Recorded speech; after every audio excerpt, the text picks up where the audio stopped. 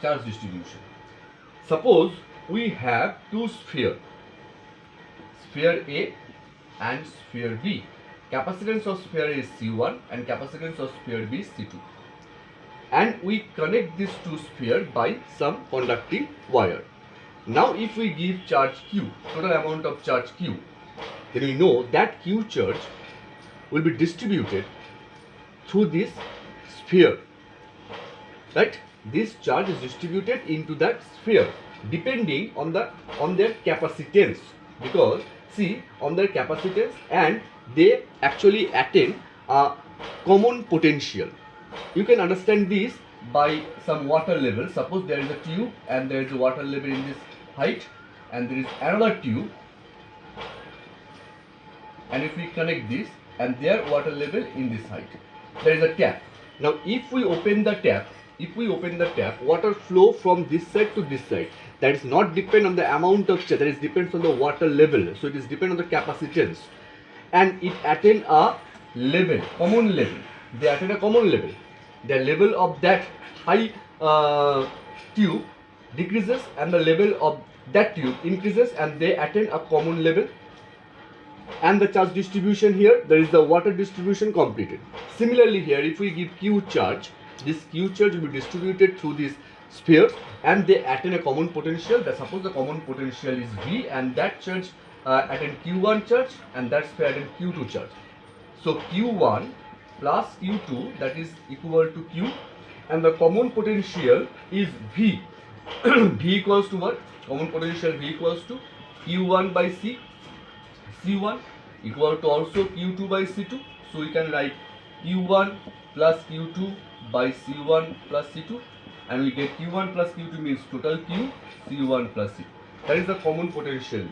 Now also we can write C, Q1 equal to C1 V.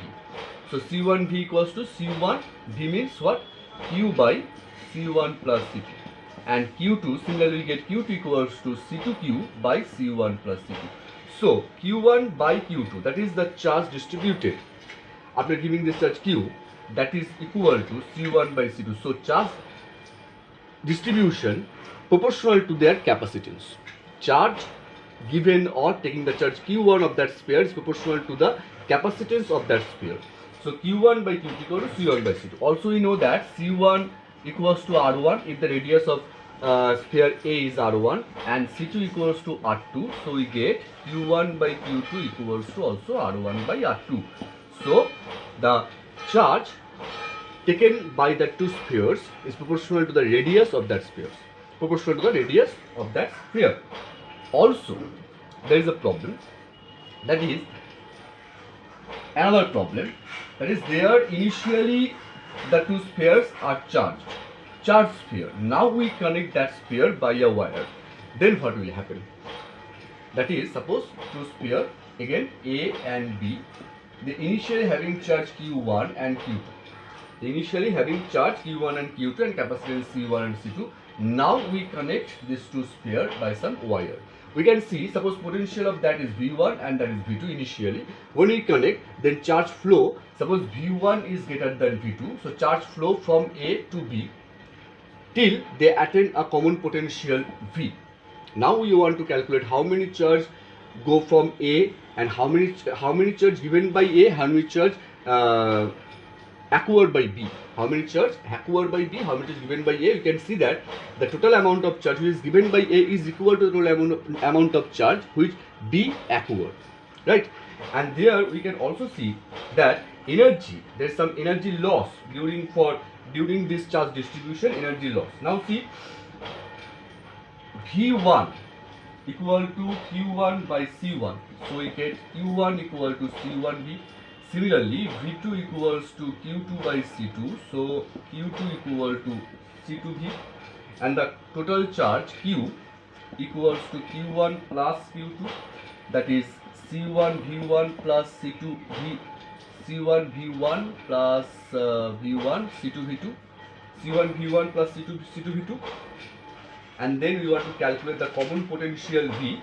That common potential V equals to what? Total charge, actually you can write total charge as a whole as C1V1 plus C2V2 equal to C1V, that is common potential, plus C2V, because total amount of charge is same after the charge distribution, and initially the charge Q will be the same with the after charge distribution. So C1V equal to C2V, so we get C1 plus C2 into V. So V equals to C1 V1 plus C2 V2 by C1 plus C2 into V.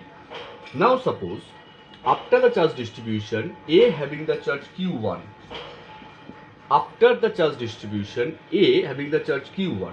So Q1 equals to what? C1 into common potential V. So that becomes C1 into C1 V1 plus C2 V2 by C1 plus C2 into V.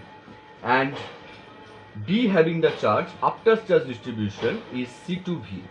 So that is C2 into C1 V1 plus C2 V2 by C1 plus C2 into V. So A given the charge, so how many charge A given to B? That is Q1 minus Q1, that is small q1 minus capital Q1. That is given by the sphere A, because after charge distribution this sphere A having charge Q1 and initially that having charge Q1, small q1. So how many charge given by A? Q1 minus Q1. And if we take this, suppose it is Q1 dash, we get C1 C2 V1 minus V2 by C1 plus C2. Similarly, the charge gained by sphere B is capital Q2 minus small q2, and that is same. If we calculate this, you can see just by two lines, we can see that is same. Now, energy, initial energy before the charge distribution, will be what? Initial energy. We know already, we have calculated the energy half CV square, so half C1 V1 square plus half C2 V2 square. And final energy, that is after charge distribution, energy is final energy equals to half C1 plus C2 into V square, right? Because they are having common potential V, so half C1 V square plus half C2 V square after the charge distribution. So energy loss will be what? Half C1 V1 square plus half C2 V2 square initial energy minus final energy C1 plus C2 V square.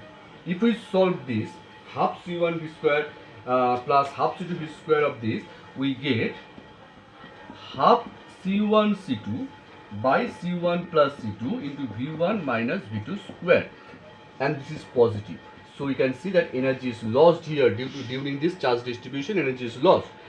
Then this energy actually this energy dissipated or evolved in a form of light, electric spark and sound. So you can see that charge distribution occurs in two ways. Initially we have already solved that two spheres, uncharged spheres, we connect by some wire and then we give a charge Q. And in the second case, we see that two already charged sphere. If we connect after charging these two spheres, we connect by some wire these two spheres, and you can see the charge distribution, and there some energy loss will happen, and this energy actually is dissipated by light or sound, by some electric spark. So this is charge distribution problem.